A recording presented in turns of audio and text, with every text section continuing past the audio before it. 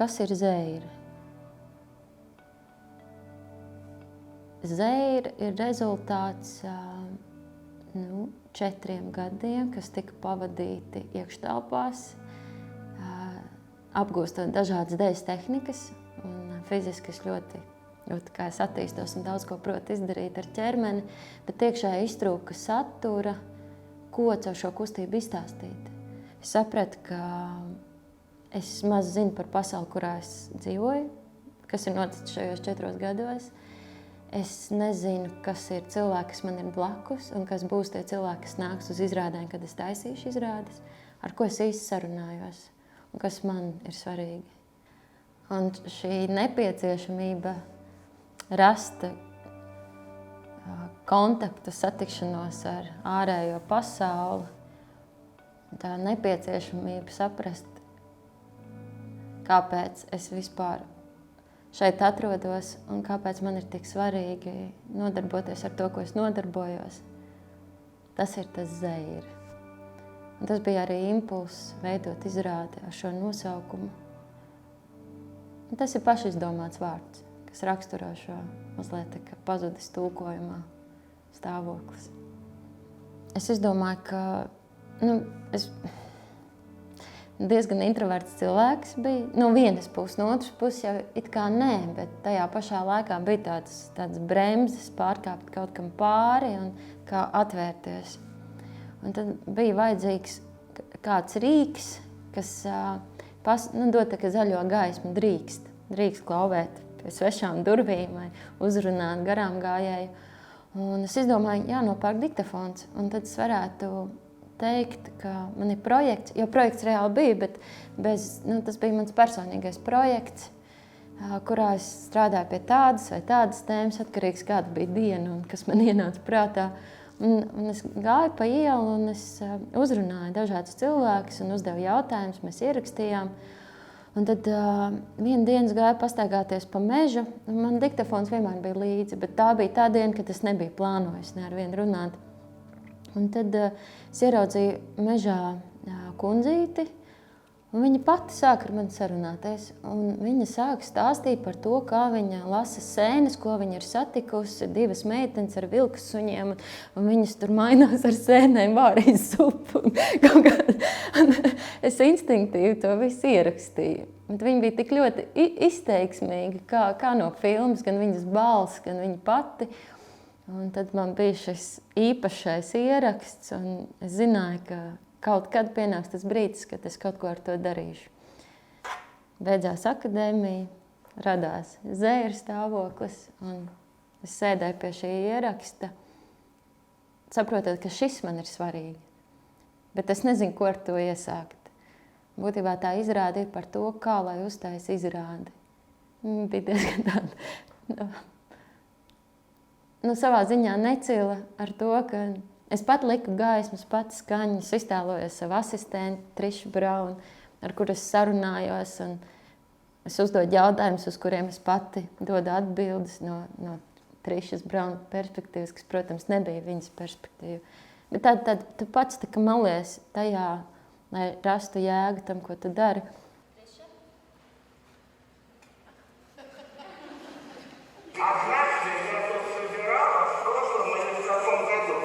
И тут 2 девчонки с 2 вот такими волкодлаками. И 3 белых у них вот таких. Женщина, вы грибы сюда? Я говорю, да. Вам не нужны белые? Мне нужно, говорю, вам платить надо. Нет, что вы, возьмите. Я говорю, девочки, вы супчик сварите, 3 шикарных белых гриба, вы что? Они говорят, мы столько в деревне набрали, мы, говорит, на хуторе живем. Мы столько набрали, что нам девать некуда. И они мне вот таких белых 3 гриба.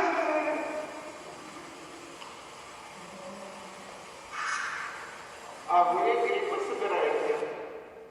Beigās, man liekas, sanāca diezgan forši. Un tas bija tāds ļoti svarīgs atspērienu punkts, saprast to, ka šī ikdiena un cilvēki ir pats svarīgākais impulss manam darbam. Bet toreiz es vēl nezināju, kā sauc šo procesu. Es viņu vēl nedefinēju.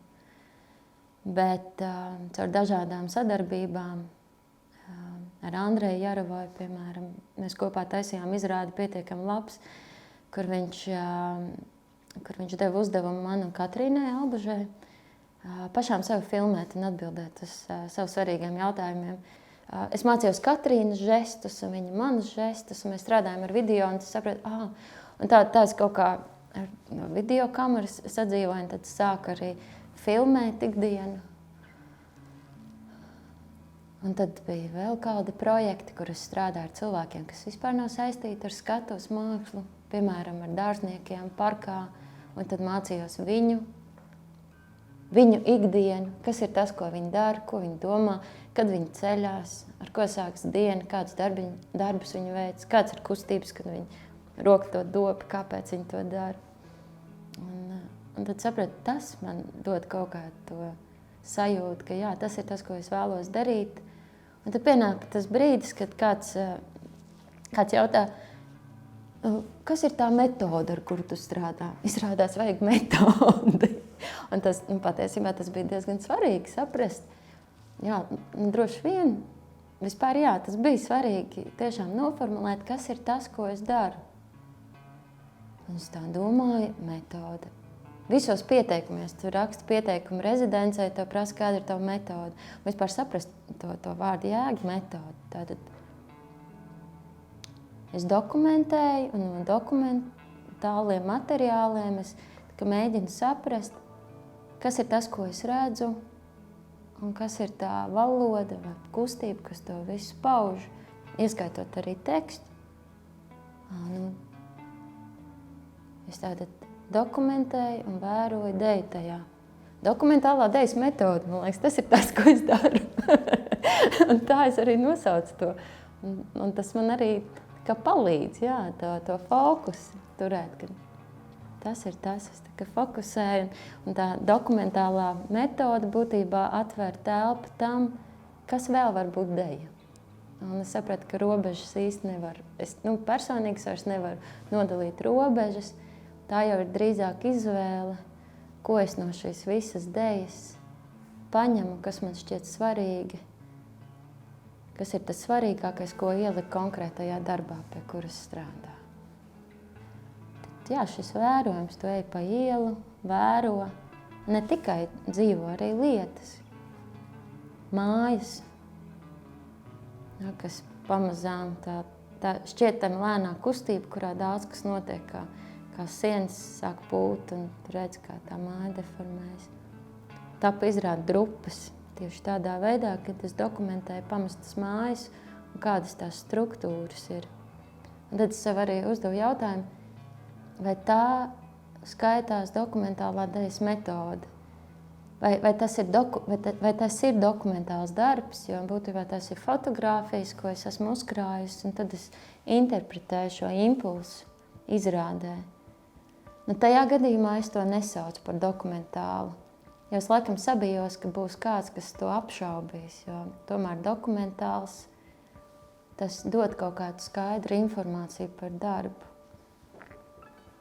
Un ir vairāki darbi, kas man personīgi ir dokumentāli, bet kurus varbūt es ne visus tā formulēju.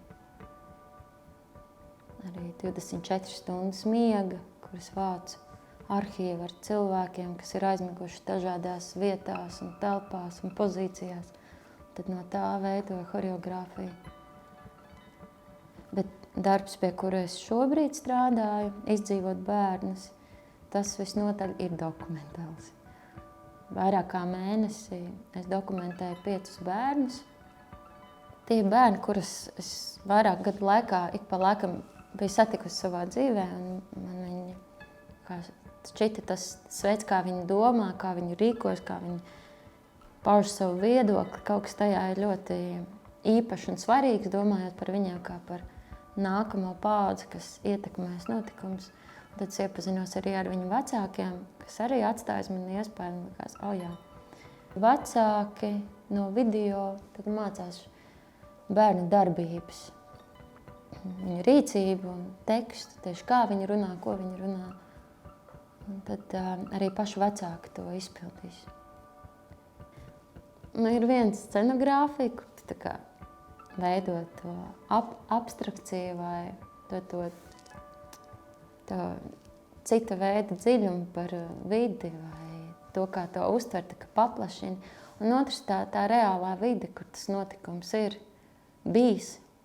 Es tagad runāju par izrādu upi, kas tieši Liepājā tapa.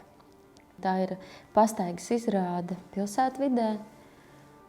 Mēs intervējām Liepājas iedzīvotājus, filmējām, un jaunie aktieri mēģināja iemiesoties, arī fiziski iemācīties gan ķermeņa valodu, arī uztvert tekstu kā tādu muzikālu partitūru, uztvert ritmu, kad ir jāstrādā ar cilvēkiem, kas neesmu es pati, bet kāds, ko es satieku, tad tas, man liekas, ir daudz tāds patīkamāks un plašāks piedzīvojums nekā tad, kad es kaut kā vairāk tik uz sevi uzmanību vēršu. Un tad tur tik daudz dažādu piedzīvojumu tajā ir. Un tas ir tas interesantais par to reālo notikumu, ka viņš ir daudz trauslāks, bet savā trauslumā daudz spēcīgāks. Pretēji tam, kad mēs mēģinām ļoti pārliecinoši un spēcīgi kaut ko darīt, un tad mēs to trauslo dzīvot izdzēšam, un viņš kļūst vājš. Kā liekas, man tagad ir enerģija un es ļoti izteiksmīgi, bet viņš ir vājš. Un tad, kad tu esi tāds piezemēts, ieturēts un kaut kā pat ļoti, tik maz, viņai baigais spēks. Un tas ir vēl tas, kas man baigi liek turēties pie tās tā sausā vārda metodes, jo viņš, tā kā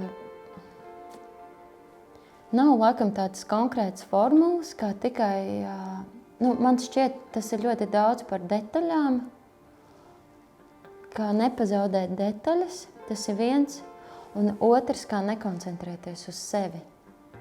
Es esmu pamanījis, tiklīdz tu sāc domāt par sevi, kā es to izdaru un kā uz mani skatās, viss, ar to arī viss beidzies, šo bodīt slēdz un ciet. Nav. Bet tiklīdz domā nepārtraukti par to materiālu un tā kā vadies pēc tā, vispār neanalizējot, tā kā uz tā brīža tevis nav. Lai gan tu tur esi vis tādā koncentrētākā veidā, bet kad ir tikai uz to materiālu un vadies pēc tā, tad notiek.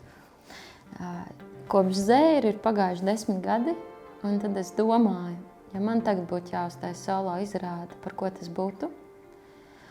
Un es iedvesmojos ļoti no Benjamina Verdonka, kas, man liekas, tas bija 19. vai 20. gads, kad tikko sākās pandēmija. Viņš momentā uztaisīja tādu mazu darbiņu, es nezinu, 10 minūtes, kur viņam mazu kastīti ar scenogrāfijas elementiem, tagad tāds maziņš leļu teātrītis. Viņš ar šo kastīti pārvietojas dažādās vietās pilsētvidē, un kur vien ir kāds skatītājs, veļas mazgātuve, un tur sievietes mazgā veļu, un viņš piedāvā, varbūt jūs vēlaties noskatīties izrādi, un viņš parāda mazu izrādi. Vai arī ar pacēlāju uzceļās līdz 3. stāvam, kur sēž onkulītis un pie loga, un viņš parāda viņam izrādi.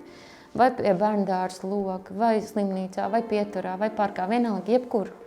Un tas likās tik ārkārtīgi forši, un tas ir kaut kas, ko es arī gribētu uztaisīt. Tas varētu būt krēsls, kur būtībā es atnāku pasēdēt kopā ar jebkuru cilvēku un ar jautājumu, vai mēs esam tikušies agrāk.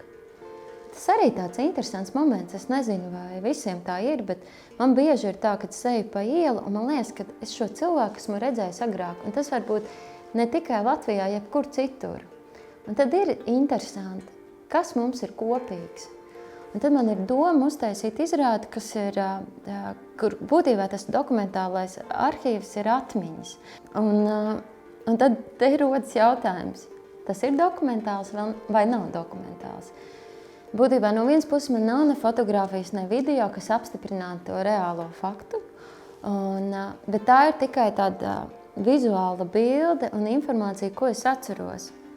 Un tad tajā pašā laikā, man liekas, domāju par to, ja tas ir dokumentāls, tas nozīmē, ka tam ir jābūt kaut kādā veidā fiksētam, lai tajā brīdī, kad tu to izmanto, tas atbilst tā ir realitātei.